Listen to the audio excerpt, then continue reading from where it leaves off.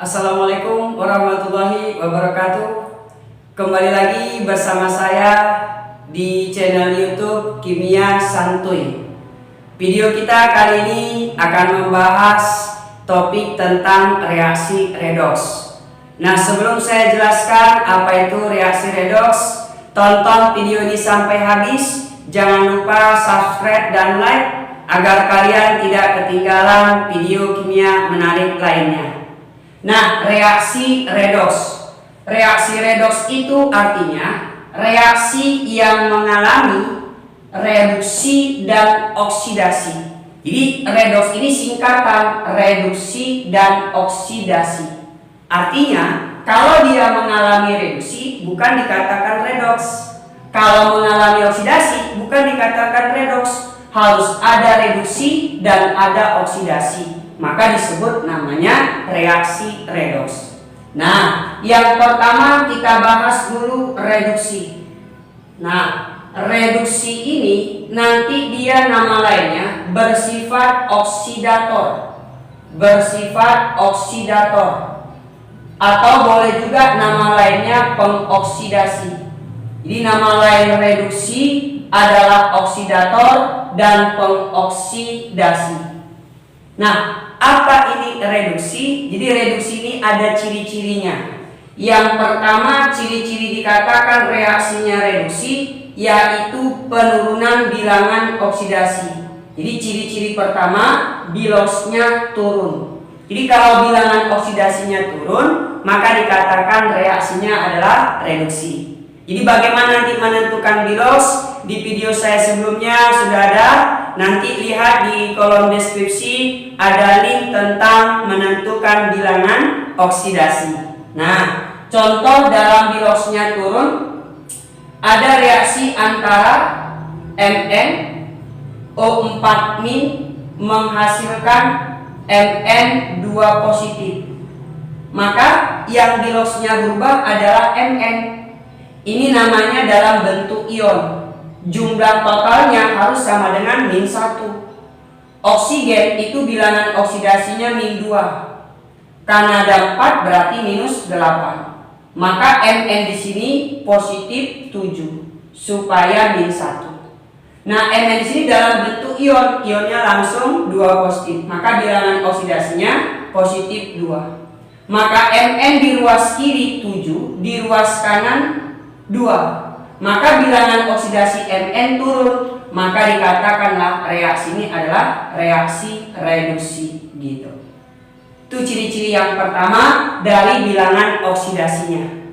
Kemudian yang kedua, ciri-ciri dikatakan reaksinya reduksi, nanti dia tangkap atau menerima elektron.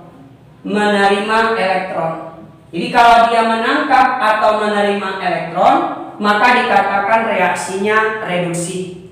Contoh misalnya Na positif menghasilkan Na. Maka reaksi di sini akan menangkap satu elektron biar stabil. Jadi kalau nanti dia menangkap elektron, ciri-cirinya kalau menangkap elektron, posisi elektron di sebelah kiri. Jadi kalau dia menangkap, maka juga dikatakan reaksinya reduksi.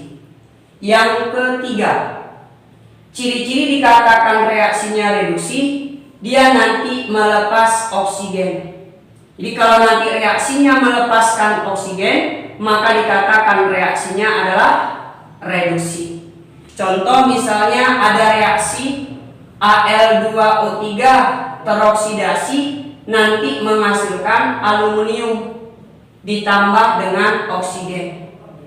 Maka biar reaksinya setara, Al di sini 2, ini 1, kita kali 2. O-nya 3, ini 2, biar sama 3/2.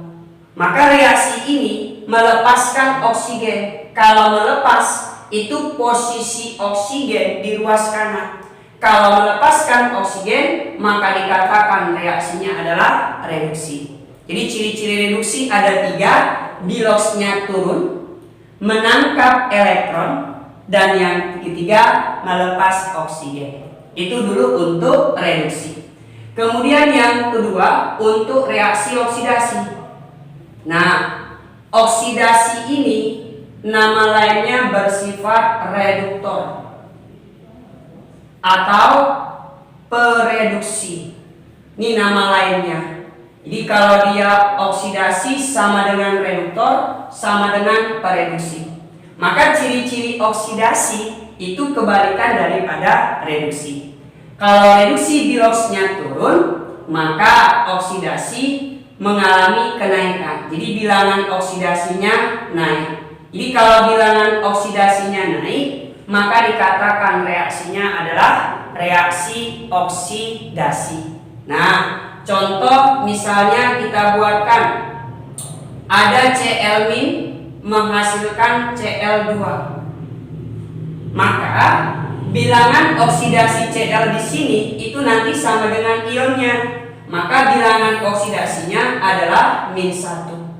Kalau Cl2 ini bentuk unsur bebas, maka bilangan oksidasinya 0.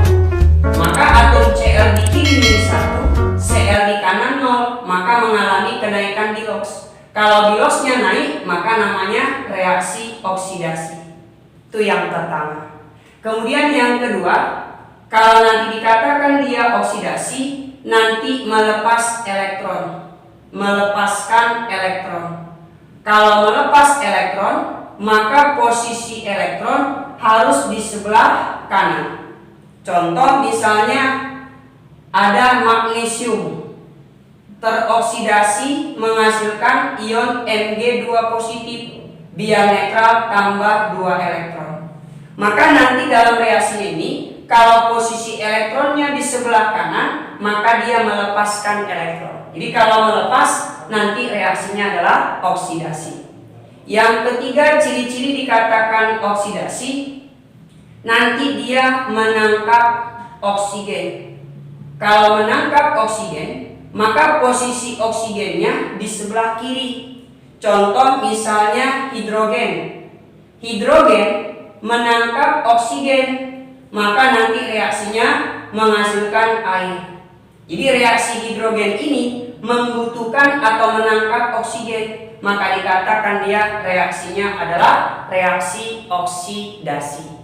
Nah, jadi kalau nanti dikatakan ciri-ciri oksidasi, biloxnya naik, melepaskan elektron, menangkap oksigen. Jadi oksidasi itu kebalikan daripada reduksi. Ya, contoh misalnya biar lebih paham.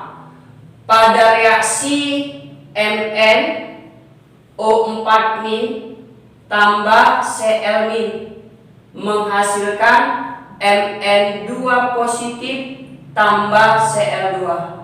Apakah reaksi ini reaksi redoks atau tidak? Nah, bagaimana kita mengecek reaksi ini redoks atau enggak? Kalau dikatakan dia redoks, harus ada reaksinya reduksi dan ada oksidasi. Nah, kita cari sama-sama bilangan oksidasinya. MnO4- yang berubah itu bilangan oksidasinya adalah Mn. Maka Mn di sini bilangan oksidasinya adalah +7. Kemudian Mn di ruas kanan, ini bilangan oksidasinya +2. Jadi Mn di kiri 7, Mn di kanan 2, maka bilangan oksidasinya turun, maka namanya adalah reaksi reduksi. Kemudian atom Cl di kiri biloxnya -1, Cl di kanan biloxnya 0. Maka dari -1 ke 0 itu bilangan oksidasinya naik. Kalau bilangan oksidasinya naik, maka namanya reaksi oksidasi.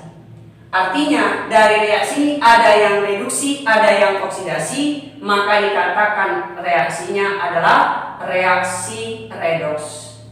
Redoks itu artinya ada yang reduksi dan ada yang oksidasi. Nah, jadi kalau nanti ditanya soalnya, pada reaksi ini yang mana nanti yang bertindak zat sebagai reduktor? Mana zat yang bertindak sebagai reduktor? Nah, reduktor itu nama lainnya adalah oksidasi. Jadi kalau dari reaksi di atas, yang manalah reaksi oksidasinya?